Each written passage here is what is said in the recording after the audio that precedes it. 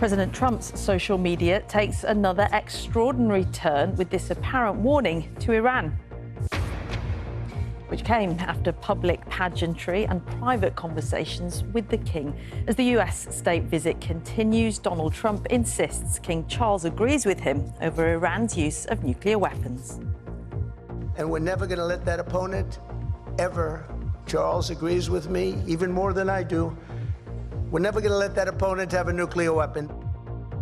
The King touts a shining future for British and American ties as he addresses President Trump and the First Lady at the White House State Dinner.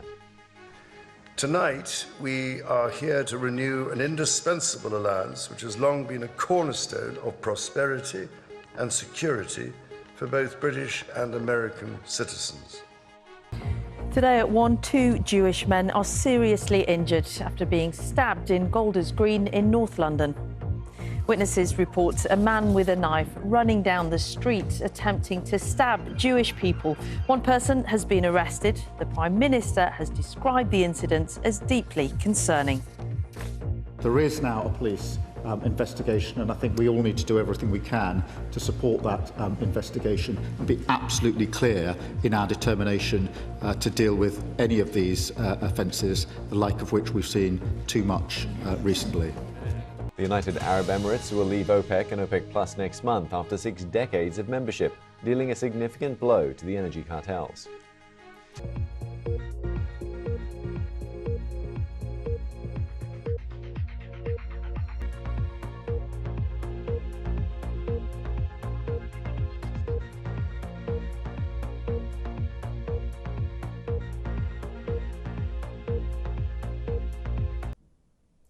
To the war in Iran, and President Trump has reportedly instructed his aides to prepare for an extended blockade in the Strait of Hormuz, according to the Wall Street Journal.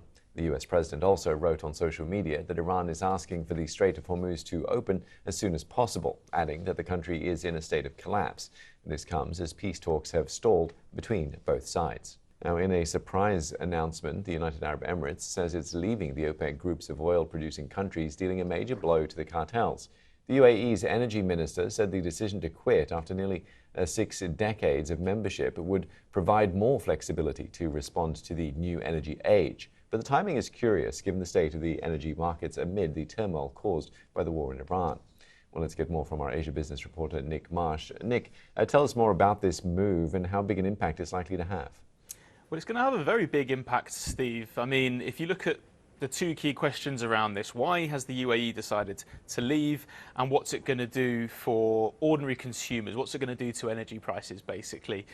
The answer to the first question is that the UAE looked at what OPEC was doing, the rules that the cartel was setting down, basically saying it had to limit production in some cases in order to keep prices high. And the UAE said, look, we've got a lot of spare production capacity.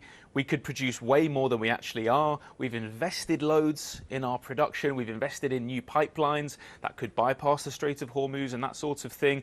At the moment, 3 million barrels per day isn't good for us. We want to produce more. We want to make more money out of this. That is a really big blow to OPEC, because OPEC only really works if all the members are on board. They control about 50% of the world's oil supply, don't forget. The UAE, it's not the top oil supplier in OPEC. I think it's the 4th largest oil supplier, but it's still pretty significant.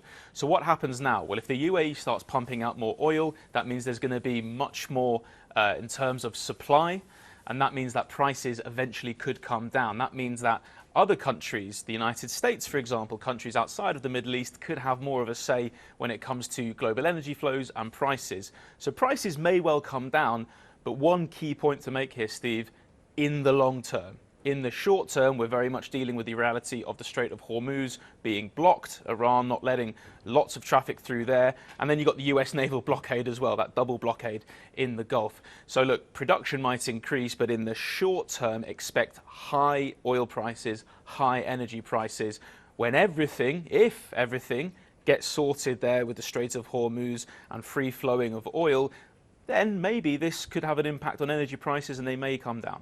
All right, that's a very big if, isn't it, Nick? Thanks very much for your thoughts today. Nick Marsh there in our newsroom. Now, the ongoing global energy crisis is impacting countries in Southeast Asia particularly hard. While Vietnam has been the outlier for growth in the region, the manufacturing hub is starting to feel the pinch of higher oil prices, which has raised questions about the country achieving its ambitious growth target of 10% this year.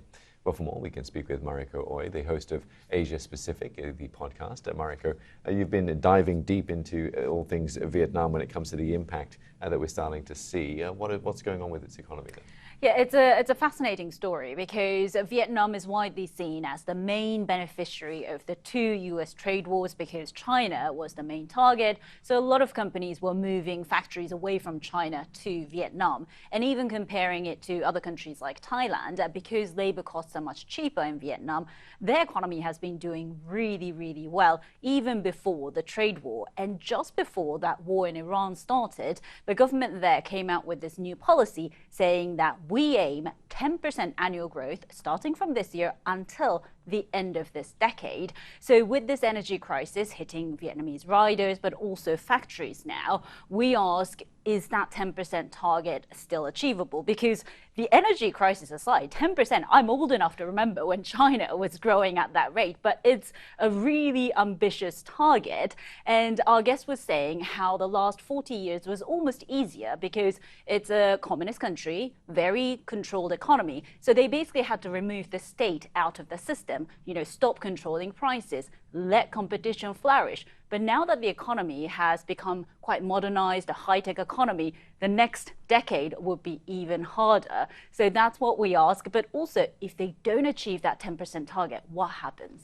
That was going to be my next question, Mariko, because as you mentioned, 10% seems like an incredibly high target. So what happens? They just revise things? I mean, there must be some thinking now that, they might not achieve that given what's going on in the world. Indeed, and our two contributors had a bit of a difference in opinions about this if they don't achieve it.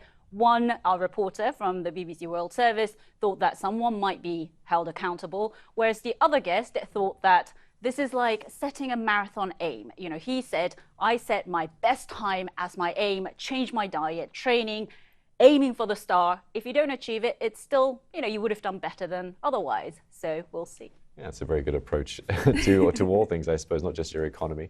Thanks very much, Mariko, for sharing that.